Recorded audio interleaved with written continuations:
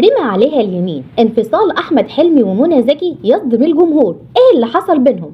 رد غريب من ريهام حجاج عن خبر انفصال ياسمين عبد العزيز وأحمد العوضي.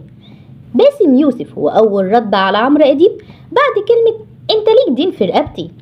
خناقة غادة عبد الرازق وإيناس الدغيدي، انت بتقولي روحي فين؟ بص على افلامك انت الاول. كل ده هنعرفه في حلقتنا، فتابعونا. ما تنسوش دعمنا باللايك، ولو لسه ما اشتركتش لا تنساش الضغط على زر الاشتراك وتفعل الجرس للكل عشان يوصلك مني كل جديد.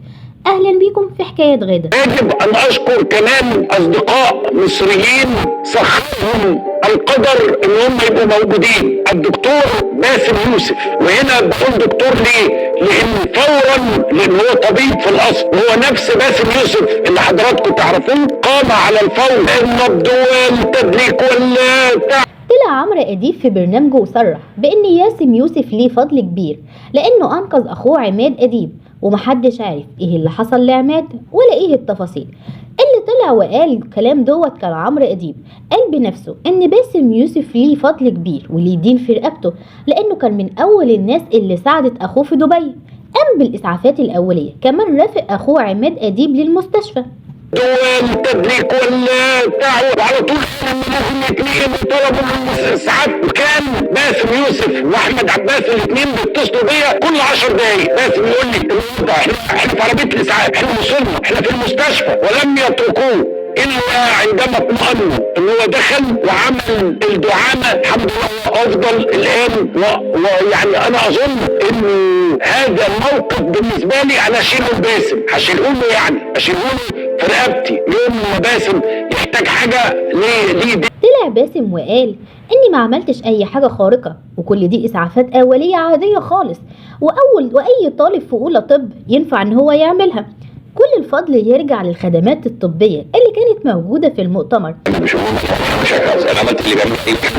كنت في جنبه باسم كلمان وبتاع، وقلت للمسجد الدكتور مش حاجه خالص، ولا اسعفته ولا عملت اسعافات ولا حاجه خالص. انا كنت بس مجرد موجود. كان اي واحد تاني في مكاني كان هيعمل كده. الحمد لله على سلامته، يعني راجل الحمد لله يعني كويس والحمد لله. بس يعني احنا ما عملش. الناس كلها بقالها يومين بتسال ايه السبب ورا انفصال ياسمين عبد العزيز واحمد العوضي، لحد ما طلع البارح الناقد الفني عماد يسري وقال الخيانة هي السبب في طلاقهم، خصوصا ان عالم الفن كله عبارة عن أوضة وصالة، وكل حاجة بتحصل فيه بتنتشر بسرعة. أحمد العوضي كان خان ياسمين عبد العزيز مع فنانة مشهورة، عشان كده ياسمين ما حضرتش العرض الخاص لفيلمه الجديد، وان الفنانة دي كانت كتبت على موقعها انها على علاقة بأحمد العوضي. ده غير كمان كلام الناقد الشناوي اللي طلع وصرح ان ياسمين هي اللي اصرت على الانفصال، وان الطلاق حصل من فترة لكن وقع رسميا من كام يوم، يعني رسميا على الورق. كمان ان احمد العوضي كان عنده امل ان المية ترجع تاني لمجاريها وما يحصلش بينهم انفصال، لكن بعد ما ياسمين اعلنت الخبر اضطر هو كمان ينزل الخبر. اما البوست اللي كان كتبه على صفحته اللي ياسمين بيهنئها بعيد ميلادها، ده كان محاولة منه يعني عشان يلم الشمل تاني، لكن كانت محاولة فاشلة لأن ياسمين صدمت الجميع بالليل ونزلت خبر الطلاق. تعالوا بقى نقول إن بعد ما طلع كلام الناقد طارق الشناوي اللي قال فيه إن خبر انتشار خيانة أحمد العوضي كانت انتشرت في الوسط الفني من فترة، عشان كده كان كل الوسط الفني مؤكد إن ياسمين هتنفصل عنه، وعشان كده خبيرة الفلك ليلى عبد اللطيف طلعت وقالت إنهم هينفصلوا لأنهم أساسا كانوا منفصلين من فترة وكان كل واحد عايش في بيته، يعني ما جابتش حاجة جديدة ولا ما توقعتش حاجة من عندها، فإنه لا يعلم الغيب سوى الله سبحانه وتعالى. أما بقى رد ريهام حجاج عن خبر انفصال ياسمين عبد العزيز وأحمد العوضي، بعد الصفحات المزيفة طلعت وكتبت باسم ريهام إني مبسوطة وشمتانة فيكي يا ياسمين. بعدها بكام ساعة طلعت ريهام وردت عمل الفيديو ده علشان انا مش متعودة احيانا ارد على اي اشاعات ولا اي افتراءات. يعني حصل قبل كده في 6 سنين بيتقال كلام العمر وبيتقال حاجات عمرها حصلت عمري ما رديت، بس النهارده قررت ان انا رديت وسخافة قوي بصراحة وقلة احترام اللي هم ايه التربيه، ان انا بقعد في البيت لا ليا ولا عليا. انا بقالي 7 ساعات من 6 شهور موبايل اصلا.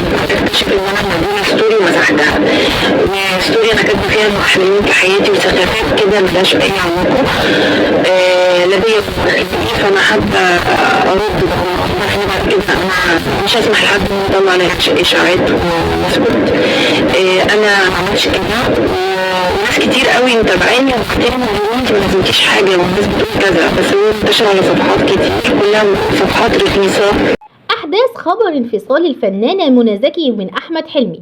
الكثير من الجدل بين جمهورهم بعد ما قامت صفحة بأخبار الفنانين على التواصل الاجتماعي بنشر إن حدث مشاجرة بين حلمي ومنى أدى فيها إن حلمي رمى يمين الطلاق على منى زكي، وده الأمر اللي فاجئ الجمهور عن صحته. خرجت الفنانة منى زكي لتنفي هذه الإشاعة، وإنها اتفاجئت بهذا الخبر، وإنها تعيش مع أحمد حلمي حياة سعيدة، يعني ما بنقول زي السمنة على العسل. كمان نفت خبر إن هو تعرض لأحمد حلمي لوعكة صحية، ونشرت على صورة على موقعها تويتر صورة بتجمعها هي وحلمي، ونفت خبر دخوله للمستشفى. بقى بين غادة عبد الرازق وإيناس الدغيتي. انت بتقولي ايه؟ بصي انت الاول على افلامك قبل ما تنتقديني. اللي حصل ان الناس كانت ضيفة في برنامج حبر سري من كام يوم، واتسألت عن اعمال الفنانة غادة عبد الرازق. قالت ان في السنين الاخيرة اللي وصفت ان اعمالها ما كانتش موفقة، وان اختياراتها دمرت حياتها. من هنا طلعت غادة وردت عليها وقالت لها والله لو ليا اعمال غير ناجحة فانت برضه عملتي اعمال وفشلت. كل واحد ليه اعمال ناجحة وكل واحد ليه اعمال فاشلة. معنى كده ان اعمالك مش ناجحة.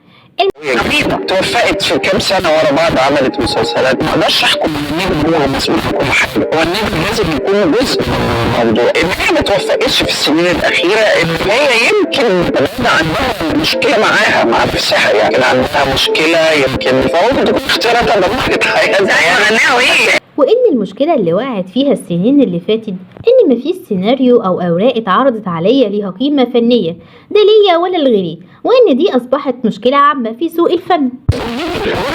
مخرج وممثل كل حاجه استاذه ايناس عملتي اعمال ناجحه، عملتي اعمال شاطره مش موجوده. بلاش تتكلموا عن الممثل بس، لان اللي بيحصل للممثل بيحصل للمخرج. فعلا خلينا نقول ان السنين اللي فاتت اعمال غادة عبد الرازق ما حققتش ارباح عاليه، يمكن بس اخر مسلسل ليها هو اللي حقق ارباح لانه كان مختلف عن باقي الاعمال. وبكده يكون وصلنا لاخر اخبار ترندات الفنانين.